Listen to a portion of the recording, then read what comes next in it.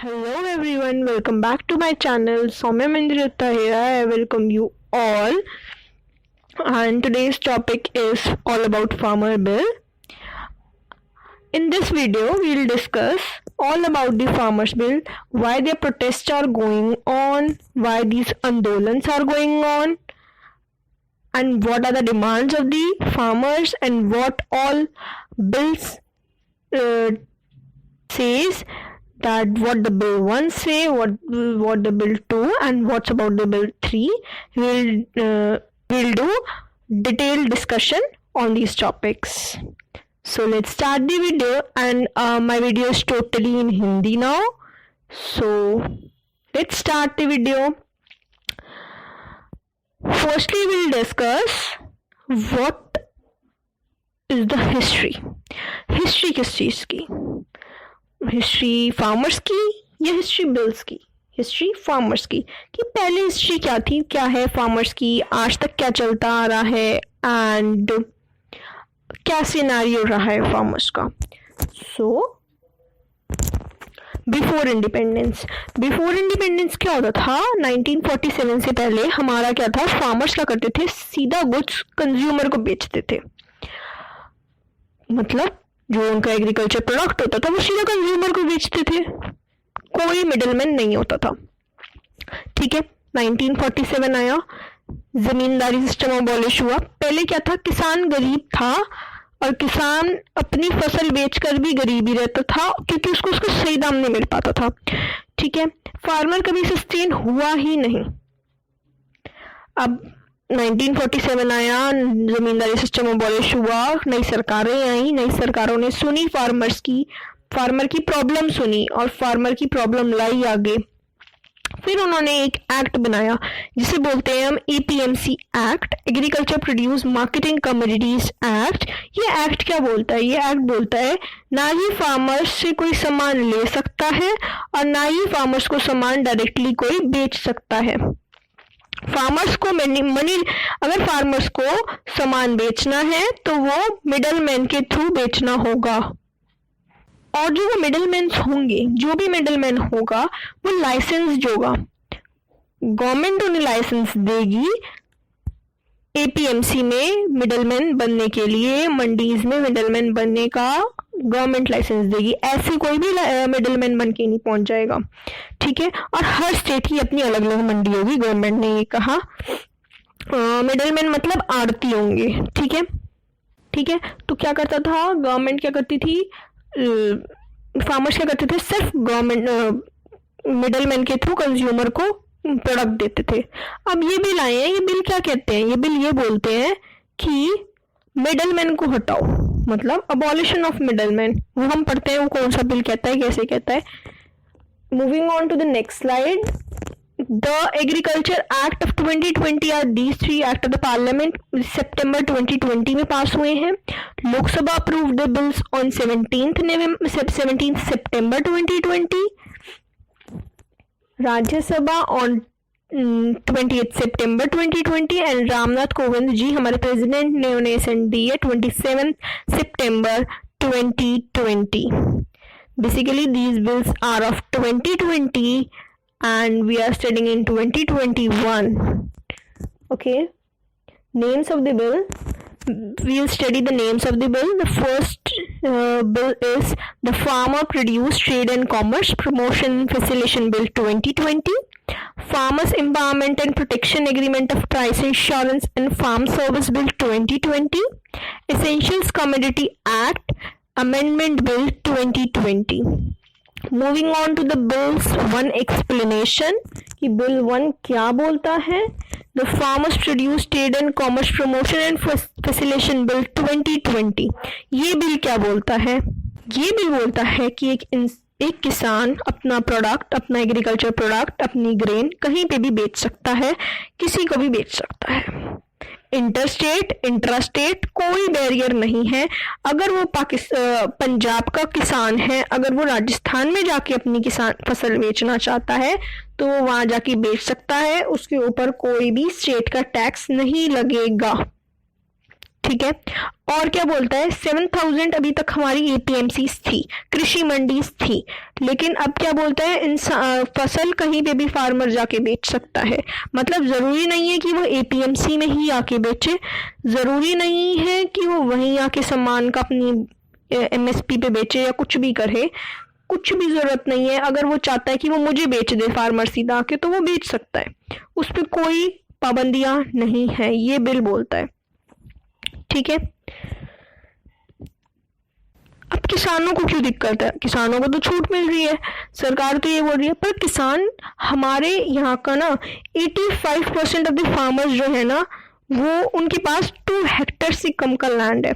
85% of the farmers owns less than 2 hectare of land, difficult from them to negotiate directly from the large scale buyers. जबकि किसान 85% ऐसा है जिनके पास 2 Hector का land है और जनता इतनी ज्यादा है, तो वो उसको बेचेगा ना जो ज्यादा प्राइस देगा, और कंज्यूमर्स के पास बहुत ज्यादा डिमांड है, मतलब कि उसे अपनी फसल का सही प्राइस नहीं मिल पाएगा। किसान को ये लगता है, और ये होगा भी, कि उसे नहीं मिल पाएगा अगर प्रैक्टिकली सोचा जाए तो अपनी फसल का सही दाम। ठीक है, फार्मर को ये लगता है। I am explaining you in very short way so that you can easily understand what Bill 2 says. Bill 2 says all about contract farming.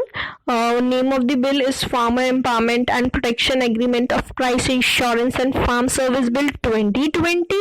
What this bill says, ये बिल क्या बोलता है, ये बिल बोलता है कि कॉन्ट्रैक्ट फार्मिंग, इसको ना हम एक कॉन्ट्रैक्ट फार्मिंग भी बोलते हैं। ये बिल बोलता क्या है कि सपोज मैं फार्मर हूँ, ठीक है, अब मैं क्या कर सकती हूँ, मैं सीधा जाकर मैकडॉनल्ड्स सपोज मैकडॉनल्ड्स लेते हैं एग्जाम्पल, ये डोमिनोज लेते हैं, डोमिनोज में चाहिए होते हैं अनियन पिज़्ज़ाज होते हैं, कैप्सिकम पिज़्ज़ाज होते हैं, तो सपोज अनियन चाहिए मुझे, तो कोई मेरा अनियन का खेत है, मैं फार्मर हूँ और मेरे अनियन के खेत हैं, ठीक है। कोई डोमिनोज वाला आ गया, उन्होंने मुझे बोला कि हमें इतने अनियंस चाहिए आपसे अपने पिज़्ज़ाज के लिए, उन्होंने मेरे से क्या किया, कॉन्ट्रैक्ट किया, तो गवर्नमेंट ने कहा ये कॉन्ट्रैक्ट होगा। सेकेंड बिल ये कहता है कि दिस कॉन्ट्रैक्ट इज वैलिड, आप ऐसे कर सकते हैं, और इसमें क्या होगा, ये कॉन्ट्रैक्ट होगा ना, ये पहले होगा, मतलब अनियन उगने से, फसल होने से पहले होगा ये कॉन्ट्रैक्ट। समझ रहे हैं मैं क्या कहना चाह रही हूँ आपको, मतलब कि साइन होगा कॉन्ट्रैक्ट बायर एंड सेलर के बीच में, प्रोडक्ट प्रोड्यूस होने से पहले कि हम इतने दाम में आपको बेचेंगे, या वो ये बोलेगा कि हम इतने दाम में ही खरीदेंगे, कि कोई कॉन्ट्रैक्ट किया जाएगा ये कंपनी और फार्मर के बीच में। अब इससे क्या होगा, फार्मर्स को ये लग रहा है कि पहली बात, छोटे फार्मर के पास तो कोई आएगा ही नहीं, यही लगा लो, बड़े फार्मर्स के पास ही जाएंगे जो बड़े बड़े लैंड्स रखते हैं।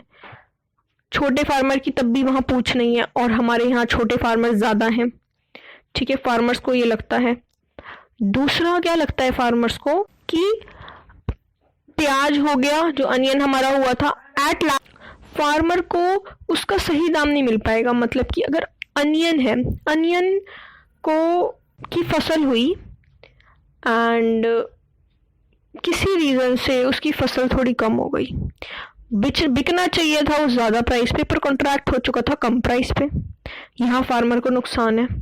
या कॉन्ट्रैक्ट अगर ब्रीच हो गया तो, बट कॉन्ट्रैक्ट अगर ब्रीच हो गया तो गवर्नमेंट ने एक डिस्प्यूट सेटलमेंट भी बनाई है, 3 टायर डिस्प्यूट, जैसे हमारे कोर्ट होते हैं ऐसी फार्मर्स के लिए बनाई है, 3 sub divisional magistrate, conciliation board and appellate authority, ठीक है।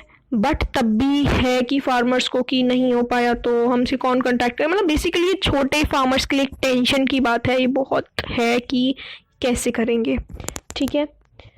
Moving on to a third bill, essentials commodity amendment act 2020। ये क्या बोलता है यार, आज तक क्या होता था, सिर्फ एसेंशियल कमोडिटीज की ना होर्डिंग हुआ करती थी, इससे बिल को क्या कहते हैं, होर्डिंग भी कहते हैं, ठीक है, ऑल्सो कॉल्ड होर्डिंग। मतलब होर्डिंग से आप याद रख सकते हैं, मतलब सामान होर्ड करना, मतलब स्टॉक करना। व्हाट इज दिस, मतलब पहले क्या होता था कि आड़ती क्या करते थे, फार्मर से सामान ले लेते थे, प्रोडक्ट ले लेते थे। सपोज हम अनियन का एग्जाम्पल लेते हैं, अनियन टमाटोज ले लेते थे और वीट ले लेते थे और क्या करते थे, अपने बड़े बड़े कोल्ड स्टोरेज में उसे स्टोर कर लेते और स्टोर करने के बाद क्या करते थे, उन्हें हाई प्राइस जब डिमांड बढ़ती थी तो उन्हें हाई प्राइसेस पे बेच देते थे। मतलब जब मार्केट में ख़त्म हो जाता था तो डिमांड बढ़ती थी, तो अपने कोल्ड स्टोरेज से निकालते थे सामान और हाई प्राइसेस पे बेचते थे। मतलब इतना आड़ती करते थे। तो गवर्नमेंट ने इस पर एक एक्ट बनाया था, एसेंशियल कमोडिटीज एक्ट, कि आप सिर्फ इतने इस प्रोडक्ट को होल्ड कर सकते हैं और इतनी ही लिमिट तक कर सकते हैं। बट अब सरकार ने कहा है अनलिमिटेड स्टॉकिंग इज अलाउड। अब अनलिमिटेड स्टॉकिंग हो जाएगी तो ये तो दोनों के लिए खराब बात है ना, फार्मर्स के लिए भी और कंज्यूमर्स के लिए भी। समझ रहे हैं आप? और एक बात और कही है सरकार ने कि इमरजेंसी के टाइम पे सरकारें बोलती हैं तो इतनी पल्सेस और ऑयल सीड्स, अनियन, इन सब की स्टॉकिंग कर सकते हैं। बट स्टॉकिंग मतलब तो सरकार के मतलब कि अब तब आप वो कर सकते हैं कि नई स्टॉकिंग कर सकते हैं, बट वैसे आपको अनलिमिटेड स्टॉकिंग की अलाउड है कि आप कितना भी होर्डिंग कर सकते हैं, आप कितना भी सामान रख सकते हैं। तो इससे तो ये तो बहुत गलत बात है कि एक लेमैन के लिए भी और एक नॉर्मल पर्सन के लिए भी और एक फार्मर के लिए भी। मतलब फार्मर्स बिल्कुल भी हैप्पी नहीं है इन सब चीज़ों से। हमें पता है कि फार्मर्स इतना वार्निंग दे रहे हैं गवर्नमेंट को, कि फार्मर्स ने वार्निंग भी दी कि हम दिल्ली बॉर्डर सील कर देंगे और उन्होंने किया भी, बट उन्होंने कुछ हार्म नहीं किया। ठीक है, आपको पता ही है हरियाणा, पंजाब, उत्तर प्रदेश में इन्होंने एक फार्मर्स ने एक निकाली थी मार्च। दिस इज़ वेरी इंपॉर्टेंट, नहीं पता तो चलो दिल्ली मार्च। और मोदी जी ने उस टाइम पे मन की बात में एड्रेस भी किया था फार्मर्स के लिए। फार्मर्स मार्च निकाल रहे हैं ट्रैक्टर, ट्रॉलीज, ट्रक्स के ऊपर, चाहे हाँ। और अभी ये बात सुप्रीम कोर्ट ने सुनी भी थी। इम्पोर्टेंट ये है, सुप्रीम कोर्ट ने सुनी थी और सुप्रीम कोर्ट ने कहा था कि हम इस पे एक कमेटी बनाएंगे, वो कमेटी बात करेगी आपसे और आप कमेटी से करेंगे बात, तो जो प्रॉब्लम होगी उसे हम सॉल्व करेंगे। और 1.5 साल का स्टे भी किया है और उस पर स्टे कर दिया। तो फार्मर्स ने कहा कि हमें स्टे नहीं चाहिए, हमें रिजेक्शन ऑफ बिल्स ही चाहिए। बिल्स कैसे भी करके रिजेक्ट हो, हमें नहीं चाहिए कि फार्मर्स मतलब कि स्टे हो रहा है नहीं हो रहा। अभी आपने स्टे कर दिया, 1.5 साल बाद आपने स्टार्ट कर दिया, तो हम क्या ये टेंट बांध के बॉर्डरों पे दोबारा बैठने आ जाएंगे? मतलब हमारा कोई वो नहीं है। तो इसमें दोनों को है कि अगर गवर्नमेंट ने इसमें कुछ किया है फार्मर्स के लिए तो फार्मर्स को भी समझना चाहिए, और फार्मर्स जिससे अनहैप्पी है गवर्नमेंट को भी समझना चाहिए। There should be a deep discussion between government and farmers about these bills, according to me. If you like the video, please give me a big thumbs up and subscribe to my channel. Thank you so much. Bye bye.